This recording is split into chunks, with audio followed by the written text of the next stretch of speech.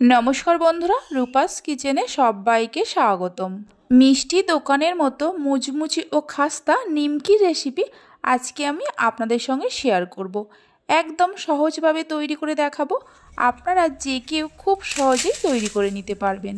তাহলে চলুন রেসিপিটি দেখে নেওয়া যাক। শুরু থেকে শেষ পর্যন্ত দেখার জন্য আপনাদের কাছে অনুরোধ রইল। প্রথমে একটা থালার মধ্যে 1 কাপ ময়দা নিয়ে নেব। ওজন হিসাবে 200 গ্রাম ময়দা আছে। ময়দার মধ্যে দিয়ে দেব 1 চামচ চিনি, 1 চামচ কালো জিরে আর হাফ চামচ জোয়ান। স্বাদ মতো নুন দিয়ে দেব। সবশেষে ময়ানের জন্য দিয়ে দেব 5 চামচ সাদা তেল। আপনারা তেলের পরিবর্তে ঘিয়ের ব্যবহারও করতে পারেন। এবার সব কিছুকে ময়দার সঙ্গে খুব ভালো করে মিশিয়ে নেব। আপনারা যদি ময়ানের জন্য সাদা তেলের পরিবর্তে ঘি ব্যবহার করেন তাহলে নিমকিগুলো অনেক দিন স্টোর করে রেখে দিতে পারবেন। ময়ানটা ঠিকঠাকভাবে হয়েছে কিনা বোঝার জন্য এইভাবে মুঠো করে দেখে নেব। দেখুন মুঠোটা খুব সহজেই হয়ে যাচ্ছে আর মুঠোটা ভাঙার সময় বালির মতো ঝুরঝুর করে পড়ছে। তখনই বুঝবেন ময়ানটা ঠিকঠাকভাবে হয়েছে। এবার অল্প অল্প করে জল দিয়ে একটা ডো তৈরি করে নেব। রুটি, লুচি, পরোটা করার জন্য যেমন ডো তৈরি করা হয় তার থেকে একটু শক্ত করে মেখে নিতে হবে। এই নিমকিগুলো বানানোর জন্য ময়ানের পরিমাণটা একটু বেশি করে দিতে হবে। অল্প অল্প করে জল দিয়ে ময়দাটাকে মাখতে হবে। একেবারেই পুরো জল দিয়ে মাখতে যাবেন না, তাহলে ডোটা পারফেক্ট হবে না। ময়দাটাকে শক্ত করে মেখে নেওয়া হয়ে গেছে। এবার এই ডোটাকে ঢাকা দিয়ে 30 মিনিটের জন্য রেখে দেব। 30 মিনিট পর ময়দার এই ডোটাকে আরও একটু মিনিট 2-3 সময় ধরে মেখে নেব। 2-3 মিনিট মেখে নেওয়ার পর এই ডো থেকে ছোট ছোট করে লেচি কেটে নেব। লুচি করার জন্য যেমন লেচি করা হয় ঠিক সেই রকম। আপনারা চাইলে এর থেকে বড় বা ছোট করেও লেচি কাটতে পারেন। নিমকিগুলো আপনারা যেমন সাইজের বানাবেন সেই মতো লেচি কেটে নেবেন। আমি এখানে নিমকিগুলো মিডিয়াম সাইজের বানিয়ে নেব।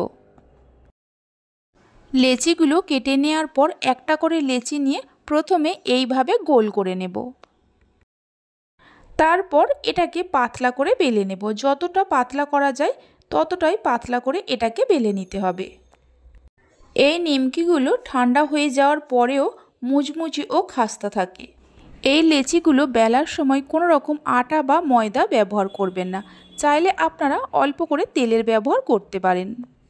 পাতলা করে বেলে নেওয়ার পর এইভাবে 3 কোণা করে ভাঁজ দিয়ে নেব। হালকা হাতে একটু এইভাবে চেপে চেপে দেব। তারপর একটা কাঁটা চামচ দিয়ে এইভাবে ছিদ্র ছিদ্র করে দেব। এইরকম কাঁটা চামচ দিয়ে ছিদ্র ছিদ্র করে দিলে নিমকিগুলো ভাজার সময় খুলে যাবে না। তবে আপনারা যদি নিমকিগুলো একটু ফোলা ফোলা বানাতে চান তাহলে কাঁটা চামচ দিয়ে ছিদ্র করার কোনো প্রয়োজন নেই। আরও একটা নিমকি আপনাদের তৈরি করে দেখাচ্ছি। দেখুন তৈরি করা একেবারেই সহজ, যে কেউ খুব সহজেই তৈরি করে নিতে পারবেন। এইভাবে সব কটা নিমকিকে তৈরি করে নেওয়া হয়ে গেছে। নিমকিগুলো তৈরি করে নেওয়ার পর গ্যাসের ওপর একটা কড়া বসিয়ে কড়াতে বেশ কিছুটা সাদা তেল দিয়ে দেব। গ্যাসের ফ্লেমটা হাইতে করে তেলটাকে খুব ভালো করে গরম করে নেব। তেলটা গরম হয়ে যাওয়ার পর গ্যাসের ফ্লেমটা লোতে করে তেলের মধ্যে অল্প অল্প করে নিমকিগুলো দিয়ে দেব। আপনারা চাইলে তেলটা ভালো করে গরম করে নিয়ে তারপর গ্যাসের ফ্লেমটা বন্ধ করে দিয়েও নিমকিগুলো তেলের মধ্যে দিতে পারেন।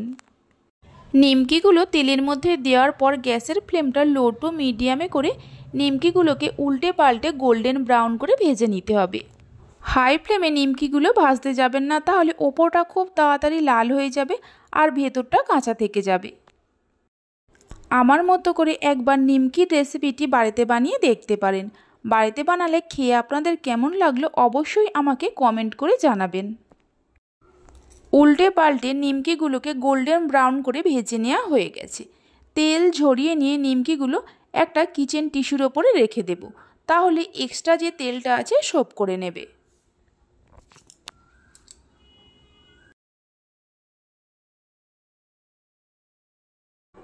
বাকি যে নিমকিগুলো আছে ওই একই রকমভাবে ভেজে নেব।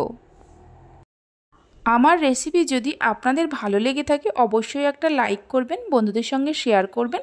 ভালো লাগলে চ্যানেলটি সাবস্ক্রাইব করে পাশে থাকা বেল আইকনটি প্রেস করবেন নতুন রেসিপির আপডেট সবার আগে পাওয়ার জন্য। সমস্ত নিমকিগুলো ভেজে নেওয়া হয়ে গেছে। একটা নিমকিকে ভেঙে নিয়ে দেখাচ্ছি, দেখুন কতটা মুচমুচে ও খাস্তা হয়েছে। দেখে আর আওয়াজ শুনে নিশ্চয়ই বুঝতেই পারছেন।